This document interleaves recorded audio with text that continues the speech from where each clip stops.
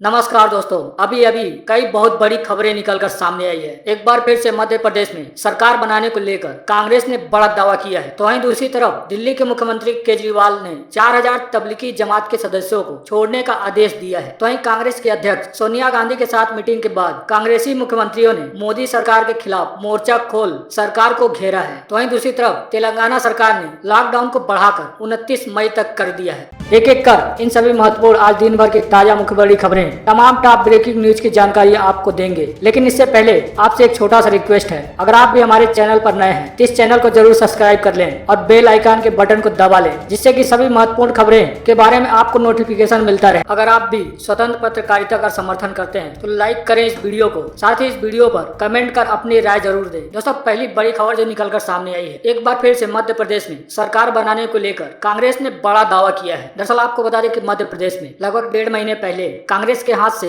मध्य प्रदेश की सत्ता चली गई थी, जिसके बाद मध्य प्रदेश में ज्योतिरादित्य सिंधिया की सहायता से भारतीय जनता पार्टी ने सरकार बनाई। लेकिन अब एक बार फिर से कांग्रेस ने दावा किया है कि मध्य प्रदेश में कांग्रेस की दोबारा से सरकार बनेगी। मध्य प्रदेश में सत्ता गंवाने के बाद एक बार फिर से कांग्रेस ने कमर कस ली है। एक बार फिर से ज्योतिरादित्य सिंधिया को मात देने की पूरी तैयारी में कांग्रेस जुट गई है। मध्य प्रदेश के पूर्व मुख्यमंत्री कमलनाथ ने सरकार गिरने के 1.5 महीने बाद एक बयान देकर एक बार फिर से राजनीतिक गलियारे में हलचल मचा दी है। कांग्रेस नेता एवं पूर्व मुख्यमंत्री कमलनाथ का कहना है कि उन्हें इस बात का बिल्कुल भी भरोसा नहीं था कि पार्टी के 22 विधायक टूटकर अलग हो जाएंगे। पूर्व मुख्यमंत्री कमलनाथ ने एक प्रेस कॉन्फ्रेंस के जरिए पत्रकारों से बातचीत करते हुए कहा है कि कांग्रेस के दिग्गज नेता दिग्विजय सिंह को भी इस बात का बिल्कुल भी अंदाजा नहीं था कि उनकी पार्टी के 22 विधायक इस तरह के प्रलोभन में फंसकर कांग्रेस का साथ छोड़ देंगे। कमलनाथ का कहना है कि जहां तक ज्योतिरादित्य सिंधिया का सवाल है, मुझे पता था कि लोकसभा चुनाव हारने के बाद वह जुलाई महीने से ही भारतीय जनता पार्टी के संपर्क में थे। कमलनाथ का कहना था कि वह इस बात को कभी पचा नहीं पाए कि वह 1 लाख से अधिक वोटों से लोकसभा चुनाव हार गए थे, वह भी उस उम्मीदवार से जो कभी कांग्रेस का साधारण कार्यकर्ता था, जिसे भारतीय जनता पार्टी ने अपने पाले में लेकर उनके खिलाफ चुनाव में उतारा था। कमलनाथ का कहना है कि सिंधिया अपनी हार के बाद बीजेपी के संपर्क में थे, लेकिन भारतीय जनता पार्टी की राज्य इकाई ने उन्हें कभी नहीं चाहा। उनका कहना है कि भारतीय जनता पार्टी के उच्च नेतृत्व किसी भी कीमत पर मध्य प्रदेश से दूसरी राज्यसभा सीट चाहता था, इसलिए उन्होंने सिंधिया को भारतीय जनता पार्टी की सदस्यता दिला दी। कमलनाथ का कहना है कि उन सभी बागी विधायकों और सिंधिया के कहने पर ही, इन सभी के कहने पर मेरी सरकार में तमाम काम किए गए, लेकिन अब उन सब बातों का कोई मतलब नहीं रह जाता। कमलनाथ का सीधे तौर पे कहना है कि मुझे कभी भी इस बात का तनिक भी अंदाजा नहीं था और भरोसा नहीं था कि पार्टी के 22 विधायक किसी बहकावे में आकर पार्टी का साथ छोड़ देंगे और भारतीय जनता पार्टी का दामन थाम लेंगे। पत्रकारों से बातचीत करते हुए कमलनाथ ने दावा किया है कि मध्य प्रदेश में 24 विधानसभा सीटों पर उपचुनाव के बाद एक बार फिर से बाजी पलट जाएगी। उन्होंने कहा कि कोरोना संकट के बाद राज्य में 24 विधानसभा सीटों पर उपचुनाव होने हैं। राज्य के मतदाता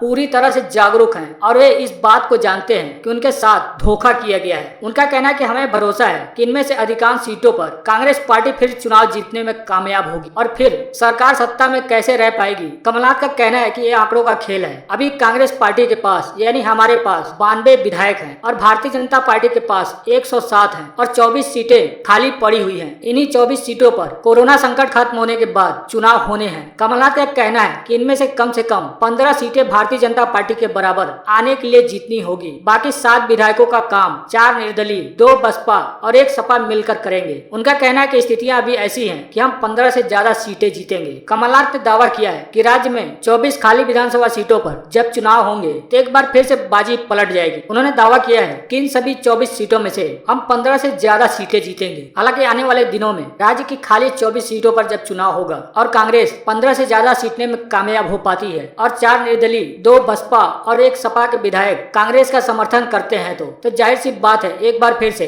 राज्य में कांग्रेस की सरकार बन सकती है। हालांकि कमलनाथ ऐसा दावा कर रहे हैं कि जब इन 24 सीटों पर चुनाव होंगे, इन 24 सीटों में से 15 से ज्यादा सीटें जीतेंगे। यदि ऐसा होता है तो एक बार फिर से भारतीय जनता पार्टी को मध्य प्रदेश की सत्ता से हाथ धोना पड़ सकता है। हालांकि चुनाव होने के बाद ही, इन 24 विधानसभा सीटों पर चुनाव होने के बाद ही यह साफ हो पाएगा कि एक बार फिर से कांग्रेस की सरकार लौट कर आएगी या फिर राज्य में यथास्थिति बनी रहेगी। बढ़ते हैं अगली बड़ी खबर की तरफ। केजरीवाल सरकार ने 400 तबलीगी जमात के सदस्यों को छोड़ने का आदेश दिया है। इसमें क्या है पूरा मामला हम आपको बताते हैं। दरअसल दिल्ली की अरविंद केजरीवाल सरकार ने देश में कोरोना वायरस के प्रसार के लिए जिम्मेदार माने जा रहे तबलीगी जमात के 400 सदस्यों को छोड़ने का आदेश दे दिया है। सूत्रों के हवाले से खबर है कि अरविंद केजरीवाल सरकार ने जमात जमात के उन 400 सदस्यों को छोड़ देने के आदेश दिए हैं जिन्होंने केंद्र में आवश्यक क्वारंटीन अवधि पूरी कर ली है। इसके अलावा यह भी खबर है कि मरकज मामले में जिन लोगों के नाम FIR दर्ज हैं और जांच के लिए जिनकी आवश्यकता है, तबलीगी जमात के उन सभी सदस्यों को दिल्ली पुलिस की हिरासत में भेजा जाएगा। साथ ही तबलीगी जमात के जिन सदस्यों की मरकज मामले में जांच के लिए आवश्यकता नहीं है, उन्हें उनके जहां वो रहते हैं उस राज्यों में उन्हें वापस भेजा जाएगा। दिल्ली के गृह मंत्री सत्येंद्र जैन ने आदेश जारी किया है। आदेश में यह भी कहा गया है कि निजामुद्दीन मरकज की घटना में इनमें से तबलीगी जमात के जिन सदस्यों के नाम दर्ज किए गए हैं और जांच के लिए उनकी जरूरत है, उन्हें दिल्ली पुलिस की हिरासत में भेजा जाएगा। उनका कहना है कि शेष सभी को यानी बचे हुए सभी को उनके गृह राज्य भेज दिया जाएगा। इसके लिए दिल्ली सरकार के गृह विभाग को राज्यों के रेजिडेंस कमिश्नर से संपर्क करने को कहा गया है। दिल्ली सरकार के मुताबिक देश की राजधानी दिल्ली में क्वारंटीन केंद्रों में तबलीगी जमात के कम से कम 4000 सदस्य हैं। इन्हीं सदस्यों में से उनको दिल्ली सरकार छोड़ेगी जिसके नाम पर कोई FIR दर्ज नहीं है। उन सभी को दिल्ली सरकार उनके गृह राज्य यानी वो जहाँ पे रहते हैं, जिस राज्य में रहते हैं, वहाँ उनके घर भेजा जाएगा। बढ़ते हैं अगली बड़ी खबर की तरफ। तेलंगाना सरकार ने लॉकडाउन को बढ़ाकर 29 मई तक कर दिया है। दरअसल आपको बता दें कि पूरे देश भर में 4 मई से 3.0 लॉकडाउन की शुरुआत हो चुकी है जो 17 मई तक चलेगी। लेकिन इसी बीच तेलंगाना सरकार ने तेलंगाना में लॉकडाउन को बढ़ाकर 29 मई तक कर दिया है। राज्य के CM चंद्रशेखर राव ने फैसला किया है। ऐसा करने वाला तेलंगाना देश का पहला राज्य है जहां पर 29 मई तक लॉकडाउन बढ़ाया गया है। इसके साथ ही मुख्यमंत्री राव ने यह भी बताया है कि तेलंगाना में कोरोना वायरस के अब तक कुल 1100 से ऊपर मामले सामने आ चुके हैं, जिसमें लगभग 600 से ज्यादा मरीज इलाज के बाद ठीक हो चुके हैं और अब राज्य में कुल 400 के ऊपर एक्टिव केस हैं। इसके साथ ही मुख्यमंत्री का कहना है कि बढ़ाए गए लॉकडाउन में लोगों को शाम 6 बजे तक आवश्यक वस्तुओं की खरीद पूरी कर लेनी होगी और उन्हें अपने घर पहुंच जाना होगा। शाम 7 बजे से राज्य में कर्फ्यू रहेगा। अगर किसी को इस दौरान बाहर पाया जाता है तो उन पर पुलिस कार्रवाई करेगी। इसलिए उन्होंने राज्य की जनता से यह आग्रह किया है कि शाम 6 बजे तक आप आवश्यक वस्तुओं की खरीद फरोख्त कर लें और शाम 7 बजे के बाद घर से बाहर न निकलें। बढ़ते हैं अगली बड़ी खबर की तरफ। कांग्रेस की अध्यक्ष सोनिया गांधी के साथ मीटिंग के बाद कांग्रेस शासित राज्यों के मुख्यमंत्रियों ने मोदी सरकार के खिलाफ मोर्चा खोला है। दरअसल आपको बता दें कि कांग्रेस अध्यक्ष सोनिया गांधी ने पार्टी के नेताओं और कांग्रेस शासित राज्यों के मुख्यमंत्रियों के साथ वीडियो कॉन्फ्रेंसिंग के जरिए एक बड़ी बैठक की है। इस दौरान कांग्रेस शासित राज्यों के मुख्यमंत्रियों ने केंद्र सरकार द्वारा जोन के वर्गीकरण मनमानी करने का आरोप लगाया है। साथ ही कोरोना संकट के मद्देनजर प्लानिंग और पैकेज समेत कई मुद्दों पर केंद्र की मोदी सरकार को निशाने पर लिया है। इस बैठक में कोरोना संकट और लॉकडाउन के बाद की क्या प्लानिंग होगी, इस पर चर्चा हुई है। सोनिया गांधी ने सवाल किया कि केंद्र सरकार किस आधार पर तय करे कि लॉकडाउन कितने दिन रहना चाहिए। सोनिया गांधी ने पूछा है कि 17 मई को लॉकडाउन का तीसरा फेज खत्म होने के बाद क्या होगा। बैठक में मौजूद पार्टी नेता राहुल गांधी ने भी कहा है कोरोना के खिलाफ स्ट्रेटजी में बुजुर्गों, डायबिटीज वालों और दिल के मरीजों की सुरक्षा का खास ख्याल रखने की जरूरत है। आपको बता दें कि इस बैठक में पंजाब, छत्तीसगढ़, राजस्थान और पांडुचेरी के मुख्यमंत्री ने केंद्र से राहत पैकेज की मांग उठाई है। वहीं राजस्थान के मुख्यमंत्री अशोक गहलोत का कहना है कि जब तक व्यापक प्रोत्साहन पैकेज नहीं दिया जाता है तब तक राज्य और देश कैसे चलेंगे। अशोक गहलोत का कहना है कि हमने 10,000 करोड़ का राजस्व खो दिया है। राज्यों ने पैकेज के लिए बार बार प्रधानमंत्री से अनुरोध भी किया है, लेकिन हमारी बात को अनसुना कर दिया गया है। अब इसी पैकेज के मांग को लेकर कांग्रेस शासित मुख्यमंत्रियों ने मोर्चा खोलते हुए मोदी सरकार को घेरा है। लगातार ये सभी कांग्रेस शासित राज्यों के मुख्यमंत्री मोदी सरकार से मांग कर रहे हैं कि हमें राज्यों के लिए पैकेज दिया जाए जिससे हम इस महामारी के संकट से लड़ सके और राज्यों को और राज्य की जनता को इससे निजात दिला सके। बढ़ते हैं अगली खबर की तरफ। कांग्रेस के प्रवक्ता रणदीप सिंह सुरजेवाला बोले विपदा के वक्त पेट्रोल डीजल पर टैक्स लगाकर लूटना आर्थिक देशद्रोह है। दरअसल कांग्रेस एक प्रेस कॉन्फ्रेंस के जरिए पेट्रोल और डीजल पर उत्पाद शुल्क बढ़ाए जाने को लेकर सरकार पर बड़ा आरोप लगाया है। आरोप लगाते हुए कहा है कि पेट्रोलियम उत्पादों पर टैक्स लगाकर आम लोगों की गाढ़ी कमाई लूटना आर्थिक देशद्रोह है। कांग्रेस पार्टी के प्रवक्ता सुरजेवाला का कहना है कि पेट्रोल डीजल पर उत्पाद शुल्क के जरिए पिछले 6 साल में वसूले गए 17 लाख करोड़ रुपए का क्या हुआ, इस पर प्रधानमंत्री मोदी को जवाब देना चाहिए। उन्होंने पत्रकारों से बातचीत के दौरान कहा 130 करोड़ भारतीय कोरोना वायरस के महामारी से जंग लड़ रहे हैं, रोजी रोटी की मार झेल रहे हैं, आर्थिक संकट से जूझ रहे हैं। वहीं दूसरी ओर संकट के इस समय में भी केंद्र की जन विरोधी भाजपा सरकार देशवासियों की खून पसीने की कमाई लूटने में लगी है। उन्होंने कहा कि गाड़ी कमाई को लूटना आर्थिक देशद्रोह है। सुरजेवाला ने आरोप लगाया कि कच्चे तेल की कीमतें पूरी दुनिया में अपने न्यूनतम स्तर पर हैं। उनका लाभ 130 करोड़ देशवासियों को देने के बजाय मोदी सरकार पेट्रोल और डीजल पर निर्दयी तरीके से टैक्स लगाकर मुनाफाखोरी कर रही है। उनका कहना है कि विपदा के इस समय इस प्रकार पेट्रोल डीजल पर टैक्स लगाकर आकर देशवासियों की गाढ़ी कमाई को लूटना आर्थिक देशद्रोह है। उन्होंने सवाल किया कि 4 मई 2020 को भारत की तेल कंपनियों को कच्चे तेल की लागत 1772 रुपए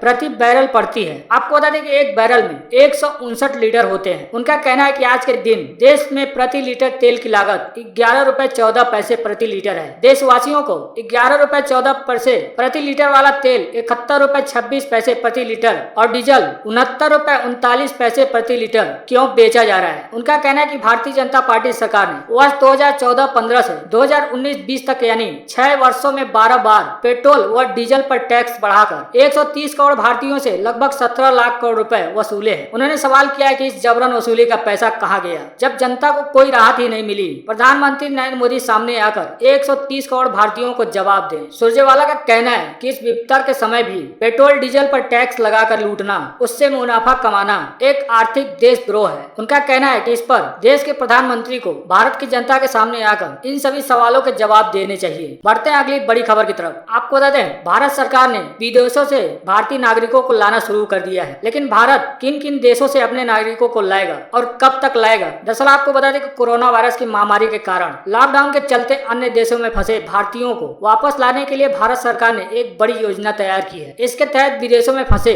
14,800 लोगों को वापस लाने के लिए आने वाले सप्ताह तक कम से कम 64 फ्लाइट्स संचालित की जाएगी, यानी चलाई जाएगी। ये विशेष उड़ानें कई देशों में भेजी जाएगी। लोगों को वापस लाने के दौरान सोशल डिस्टेंसिंग का भी कड़ाई से पालन किया जाएगा और इन विशेष फ्लाइट्स में 200 से 300 यात्रियों को ही बैठने की इजाजत दी जाएगी। सरकार ने विदेशों से लाए जाने वाले की भुगतान दर तय कर दी है। वहां से वापस आने वाले लोगों को खुद किराया देना होगा। इन हवाई यात्रा को लेकर उठने वाले सवालों के जवाब में कौन कौन से सवाल हैं, जैसे भारत किन देशों से अपने नागरिकों को लाने जा रहा है। आपको बता दें कि 7 मई से 13 मई के बीच एक हफ्ते में भारत 12 देशों से करीब 15,000 भारतीयों को लाने जा रहा है। इसमें जो देश शामिल हैं उसमें संयुक्त अरब अमीरात, Saudi Arab, Qatar, Bahrain, Kuwait, Oman, Bangladesh, Philippines, Singapore, Malaysia, UK और अमेरिका शामिल हैं। दूसरा सवाल है, इन देशों से किन नागरिकों को लाया जाएगा। तो आपको बता दें, कुल 8 मापदंड नागरिकों को लाने के लिए निर्धारित किए गए हैं, जिनके आधार पर नागरिकों को वापस लाया जा रहा है। इनमें प्रवासी श्रमिक, छोटी अवधि के वीजा धारक, गर्भवती महिला, स्वास्थ्य इमरजेंसी, बुजुर्ग, पर्यटक, छात्र, किसी नजदीकी संबंधी की मृत्यु और डिपोर्टेशन झेल रहे भारतीय शामिल हैं। अगला सवाल, इनको लाने की प्रक्रिया क्या अपनाई जा रही है, कैसे लाया जा रहा है। आपको बता दें, ऐसे नागरिकों को पहले अपने आप को रजिस्टर करने के लिए कहा गया है। इसके बाद तय मापदंड के हिसाब से उनकी पहचान की गई है। इन्हें इन फ्लाइटों के जरिए भारत लाया जा रहा है। सभी को अपना किराया देना है। जैसे अमेरिका से आने वालों को, यूके से आने वालों को, खाड़ी के देशों से आने वालों को जो किराया निर्धारित किया गया है उसे देना होगा। इसी तरह कुल 12 देशों से आने वाले जो भी भारतीय नागरिक हैं, इन सभी का मेडिकल जांच होगा। जिनमें लक्षण नहीं है उन्हीं को फ्लाइट में आने की इजाजत दी जाएगी। फ्लाइट में किसी भी प्रकार का संक्रमण न हो, इसके लिए इनको सुरक्षा किट दिए जाएंगे। सवाल, किन किन लोगों को लाना संभव नहीं होगा। आपको बता दें कि ओआईसी कार्ड होल्डर या जो भारतीय नागरिक नहीं है उनको लाने का कोई प्रावधान नहीं है। ऐसे भारतीय जो इन देशों में पहले से सेटल है और अभी भी उनका रोजगार और उनकी नौकरी बरकरार है, उन भारतीयों को नहीं लाया जाएगा। भारत सरकार के वंदे भारत की योजना के अनुसार 7 मई से 13 मई के बीच विदेशों में फंसे लगभग 14,800 लोगों को 13 मई तक भारत लाने का काम पूरा हो जाएगा। बढ़ते हैं अगली बड़ी खबर की तरफ। कर्नाटक की भारतीय जनता पार्टी सरकार द्वारा मजदूरों के ट्रेन रोकने को लेकर कांग्रेस और आरजेडी नीतीश कुमार पर भड़क गए। दरअसल आपको बता दें कि लॉकडाउन के बीच देश के अन्य राज्यों में फंसे बिहार के मजदूरों और छात्रों को लेकर गुरुवार को 23 स्पेशल ट्रेनें बिहार आ रही हैं। इन ट्रेनों से लगभग 25,000 मजदूर छात्र बिहार के अलग अलग जिलों में पहुंचेंगे। लेकिन इसी बीच कर्नाटक सरकार के एक फैसले ने एक नया विवाद तब पैदा हो गया जब वहां की सरकार ने मजदूरों की कमी को रोकने के लिए ऐसी ट्रेन चलाने से इनकार कर दिया और बुधवार को बिहार आने वाली ट्रेन, जिसमें 3 ट्रेनें शामिल हैं, उसे कैंसिल कर दिया। इसके साथ ही कर्नाटक के मुख्यमंत्री ने प्रवासी मजदूरों से अपील किया है कि वह कर्नाटक में ही रुक जाएं, अपने घर न जाएं, क्योंकि प्रदेश में निर्माण और औद्योगिक काम शुरू होने वाले हैं। अब इस मामले को लेकर बिहार में सियासत शुरू हो गई है। आरजेडी के नेता तेजस्वी यादव ने कई सवाल उठाए हैं। विपक्ष ने कर्नाटक की भारतीय जनता पार्टी की सरकार को कटघरे में खड़ा करते हुए कहा कि सरकार प्रवासी मजदूरों के साथ बंधुआ मजदूर जैसा व्यवहार कर रही है। तेजस्वी यादव ने कहा कि मुश्किल घड़ी में अब प्रवासी मजदूरों के साथ कर्नाटक में अमानवीय व्यवहार हो रहा है। वहाँ बिहारी कामगारों के साथ एक बंधुआ मजदूर गुलामों की तरह सलूक किया जा रहा है। उनका कहना है कि बिहार इसे कतई बर्दाश्त नहीं करेगा। साथ ही तेजस्वी यादव ने बिहार के मुख्यमंत्री नीतीश कुमार से इस मामले में हस्तक्षेप करने की अपील की है। तेजस्वी यादव ने अपील करते हुए कहा है कि अब प्रवासी मजदूरों को लेकर कर्नाटक सरकार को कड़ा संदेश दें और बिहार की सरकार अपने अप्रवासी मजदूरों को सही सलामत और बिना देरी किए हुए बिहार लाए। कांग्रेस का भी कहना है कि अप्रवासी मजदूर जो घर आना चाहते हैं उन सभी अप्रवासी मजदूरों को कर्नाटक की सरकार को उन्हें घर भेजना चाहिए। साथ ही कांग्रेस ने बिहार के सीएम नीतीश कुमार से कहा है कि इन प्रवासी मजदूरों को वापस लाने के लिए यानी उन्हें अपने घर तक पहुंचाने के लिए नीतीश सरकार को कर्नाटक सरकार से तालमेल बिठाना चाहिए और उन सभी को कर्नाटक से उनके गृह राज्य बिहार सभी अप्रवासी मजदूरों को भेज देना चाहिए। दोस्तों अभी के लिए इतना ही। अगर आपको ये टुडे ब्रेकिंग न्यूज अच्छी लगे तो इस वीडियो को जरूर लाइक करें और चैनल को सब्सक्राइब करना तो बिल्कुल मत भूलिएगा। मिलते हैं अगली बड़ी खबर के साथ। नमस्कार, जय हिंद, धन्यवाद।